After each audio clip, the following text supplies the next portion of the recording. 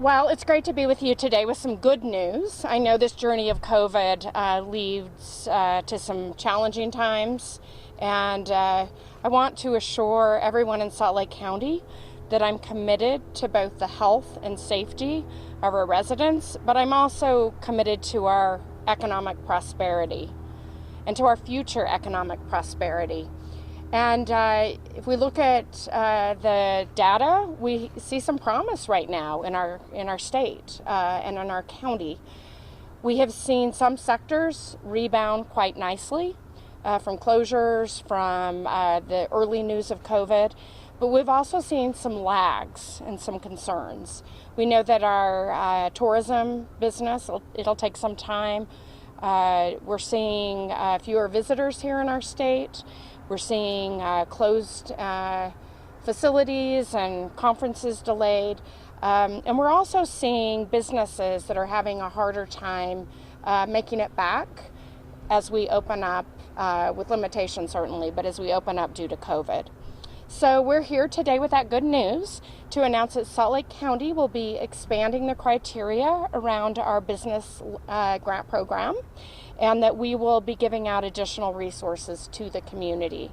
And our expert on that is Dina Blaze, and I'm going to turn the time over to her to outline the program, give you some more specifics, and then I'll be available with her for questions after. Thank you.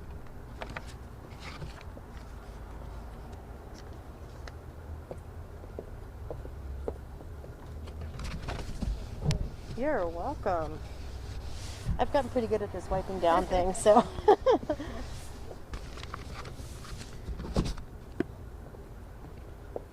Thank you. This, huh? Good morning, everybody. As the mayor mentioned, I'm Dina Blaze. I'm the director of the Office of Regional Development for Salt Lake County. And as she mentioned, I'd like to kind of announce the criteria and changes, expansion that we're making to the Small Business Impact Grant Program.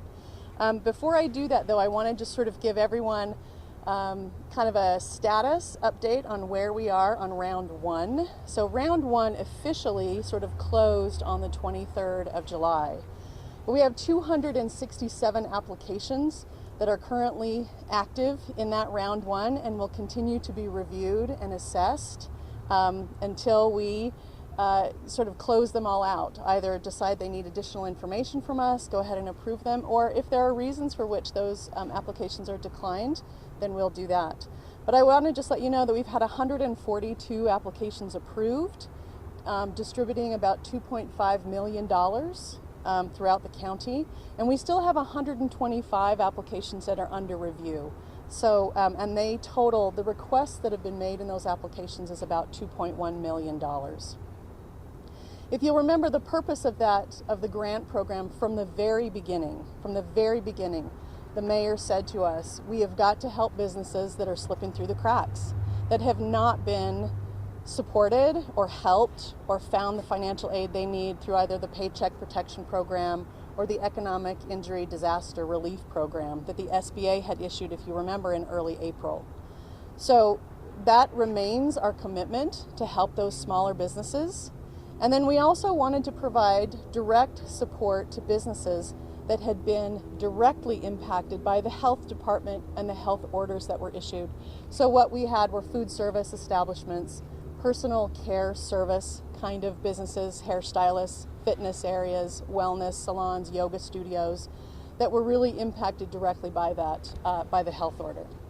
As the mayor mentioned, we approached that process pretty intentionally so that we could bring in more information. The eligibility criteria that we set up that a business goes through as the first step to the application program, ask them about whether or not that business had received prior funding. If they did, they were ineligible for this first round, but they are now eligible. So what I'd like to do is talk a little bit, sort of restate the eligibility criteria for the application that's open today, and then talk a little bit about how we came to the decisions that we made. So of course, it's open now to all business types, not that limited businesses that I just mentioned before. Those businesses that received $35,000 or less of prior CARES Act-based funding, so PPP, EIDL, the state's ComRent program, assistance program, and any other local programs that may be established using the pass-through money that the county has given to those local communities. Of course, the business has to be doing business in Salt Lake County and be based here. They have to employ fewer than 100 employees. They must have been operating prior to January 1st of 2020, and they must be able to document the loss due to the impacts of COVID. So really the only two changes we've made is that we're opening it to all business types, and we're opening it to businesses that received prior CARES funding. And there are two reasons that this is important. So in the first round, as we mentioned, those that were directly impacted by the health orders. But now what we'd like to see are the second, third, and fourth ring out of businesses that are impacted by COVID. I'll give you an example. An event venue may have been closed as a result of the health order because of the limitations of the number of people that can gather. We now want to say that venue is still eligible for receiving our Small Business Impact Grant Program monies, but so is the janitorial staff that's contracted to clean that facility, as well as the uniform company that sells the uniforms to that organization, as well as the dry cleaner that cleans the uniforms for that company. So we want to make sure we're understanding the ripple effect and addressing the ripple effect of those COVID impacts on businesses. In addition to that, the CARES funding. The reason we've opened it now to businesses that received prior CARES funding is that I think to a large extent we maybe underestimated the length and time that the COVID crisis was going to be impacting businesses. They're still experiencing loss. They're still experiencing the hardships. It's a delicate balance that we all know that if we're uncomfortable about engaging in the economy because of a public health crisis, then those businesses are going to suffer. So we recognize that not only did the PPP program and EIDL program end, they had an extension, but they've ended, we're still seeing the financial impacts on businesses. So it's critical for us to open it up to those who received some prior CARES money. One of the other reasons we sort of wanted to do this is really to be responsive to what we're hearing. So you may or may not be aware, but we report to the council every Tuesday, and at our last meeting we mentioned to the council that we had about 1,300, almost 1,400 businesses fill out the eligibility criteria. Nearly half of them were ineligible because of these two situations, the business type and the receiving prior funds. So the county's made every effort to try to pivot quickly and respond as quickly as we can to the needs that we're hearing from the business community. So one of the needs that we've been hearing, and I'm going to invite Sylvia to join me up here in just a moment. We have to wipe, but one of the main reasons the mayor instructed us to do this program and to set it up in such a way to help the most impacted businesses. Those businesses that may not have had a very lasting or deep relationship with the banks that were issuing the PPP loans, those folks who may have nothing more than maybe a commercial checking account with a commercial bank. So they weren't on that list of customers that the bank called maybe in the first round. So these are businesses that were left behind. And what we found is they tend to be minority entrepreneurs. These are the entrepreneurs that are really the backbone of the county's economy. They're the risk takers in our community. They have a passion for something, and they decide to start a business in order to better their lives and the lives of their families. So we are finding in our communication with the Suazo Center, and I'm going to invite Sylvia Castro to come up, that they are telling us as well, there are a tremendous number of businesses that are not being supported and helped. So we've entered into a really important partnership with these chambers, and especially Suazo, in making sure that the county is addressing these concerns for some of those smallest and most traditionally underserved businesses. So Sylvia, do you want to come up and talk a little bit? Oh. Thank you.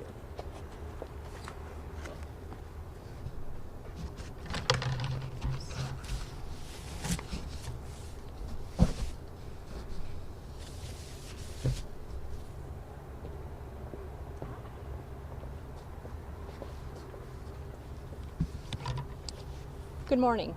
First of all, I want to thank the Salt Lake County Mayor's Office and the Salt Lake County Regional Development Office for bringing us here today, and also we're looking forward to the partnership we have with them. So my name is Sylvia Castro. I'm the Executive Director for the Suazo Business Center. We are a nonprofit that is focused on economic development increases when it comes to the minority community in the state of Utah. Since March, we have been at the forefront on what this pandemic has done to minority businesses, and we have seen a disproportionate impact in the minority community. Not just in terms of having to shut down, having to modify their businesses, but also in terms of helping them to navigate this new business reality. So since March, we have tried to help them navigate whatever resources they have available, at the same time ensuring that there is a long-term continuity to their businesses. We're very excited to see Salt Lake County expand their grant program. I think it's going to be able to help so many more businesses. And we're looking forward to continue to work with them in getting more people to apply and actually not only survive but succeed in this coming year.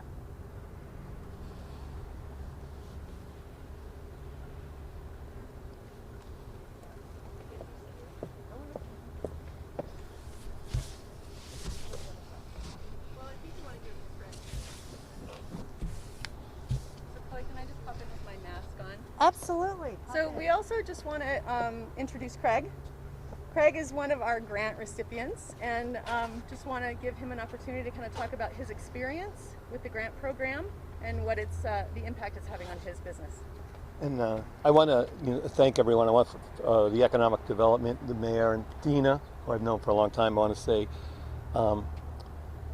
thank you for providing that grant, that $35,000 grant.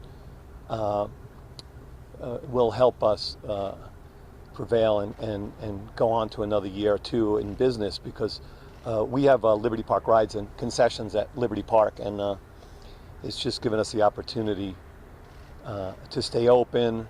And I want to also support the program because they were so responsive. Every time I called, people answered right away. There were a couple of small quirks that they would follow through. They would call me back, and I just want to say that encourage people to apply for that loan, because as I said to Dina, it's probably one of the best. The grant program is such a great program, and it was so effective, and so just want to encourage everyone to apply for that, and thank you for the grant.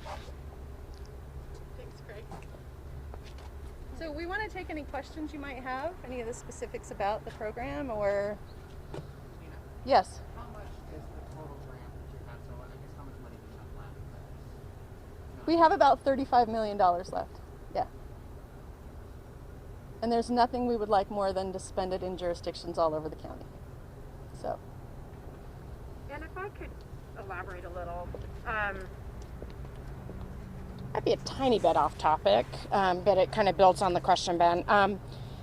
We received a substantial amount of CARES Act dollars, Salt Lake County, from the federal government. What we really haven't received is a lot of certainty.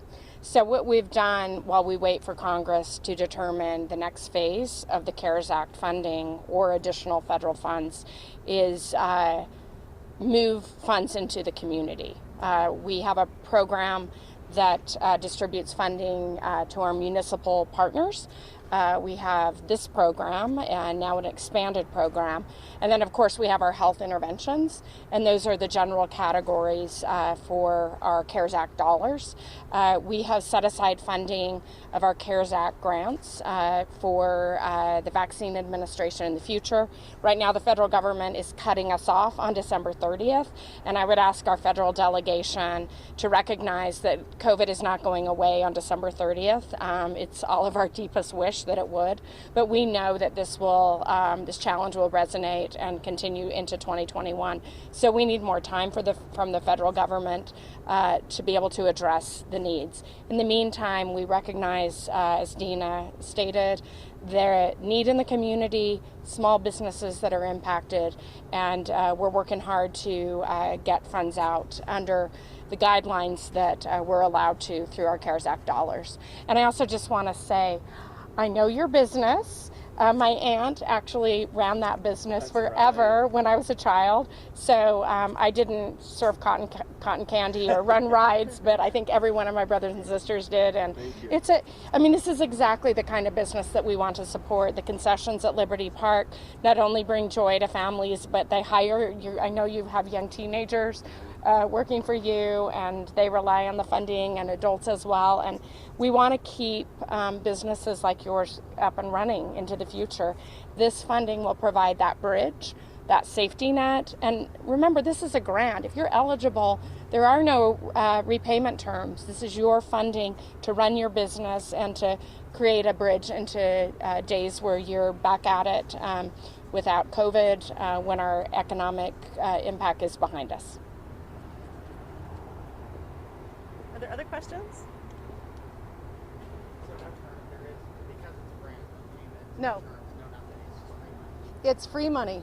We do have a reporting requirement. The federal government is rather particular about the information that we retain from our subgrantees. So we do have a reporting requirement that those businesses must, by the 30th of November, share with us how they've spent the money. And we're expecting and requiring them to spend it on operating expenses, the things that are not very exciting, but so critical and necessary for the stability of the business. So rent, utilities, inventory, insurance, things like that, as well as any COVID-related costs. So if a business has had to purchase a lot of masks or extra cleaning supplies, then they can submit those invoices as well for payment through the grant program. What is the average that a small business gets? I imagine it'll vary, but what is the average that you expect to fill out? So the average grant right now is $17,000, and we're delighted by that. That's telling us that we do have some businesses that are maxing out at the $35,000, but the majority of them are coming in a little bit lower, which is some of the research that we did prior to launching the program told us just that we can expect to see businesses needing anywhere between sort of 10 and 35,000, which is why we capped our grant program at 35,000. We really are interested in supporting the salons, the food trucks, the smaller businesses that I mentioned before are really kind of the lifeblood of our economy. Any other questions? I'm so ready with more information. What else do you want to know? Tina's always ready. Whatever the answers that we need to know that you have on there. Well, I'm trying to think. Well, here's what I want to say. I want to say I'm really proud of this program. We were the only financial aid program that, when it launched, provided information in 5 different languages.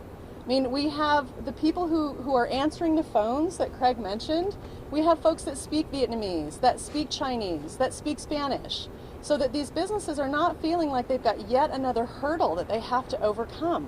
And we're continuing to do that. We've got materials that are translated for today's launch, so that those businesses, again, the PPP program and the EIDL program, there was nothing in another language. And if we don't recognize just the diversity within our county to address those needs, we're really missing something. And I have to say, the other thing I'm really proud of is exactly what Craig mentioned. There were quirks, and we're learning from them.